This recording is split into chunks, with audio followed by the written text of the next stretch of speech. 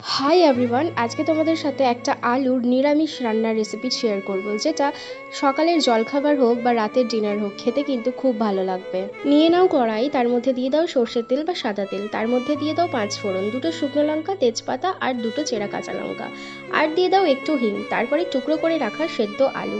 ব্যাস হালকা হাতে নাড়াচাড়া করে নাও। যখনই হালকা আলুগুলো ভাজা ভাজা অবস্থায় হয়ে আসবে, তখন দিয়ে দাও একটু টমেটো কুচি, আর তার মধ্যে দিয়ে দেবে কিছুটা কারি পাতা। কারি পাতাটা দিলে ফ্লেভারটা খুব ভালো লাগবে খেতে। আর পরিমাণ মতন দিয়ে দাও নুন আর চিনি, তারপরে পরিমাণ মতন দিয়ে দাও একটু গরম জল। যে কোনো রান্নাতে ঠান্ডা জলের পরিবর্তে গরম জল ব্যবহার করলে কিন্তু সেই রান্নার স্বাদ দ্বিগুণ বেড়ে যায়। তারপর আর কি 5 মিনিটের মতন ঢাকা দিয়ে ফুটিয়ে নিলেই কিন্তু তৈরি হয়ে যাচ্ছে গরম গরম সাদা আলুর তরকারি, যেটা রুল ময়দার পরোটা বা রুল ময়দার লুচির সাথে খেতে দুর্দান্ত লাগে। অবশ্যই একবার রেসিপিটা ট্রাই করো। চলো, আজকে ছিল এই পর্যন্ত। ভিডিওটি ভালো লাগলে চ্যানেলটিকে সাবস্ক্রাইব করে দিও। বাই।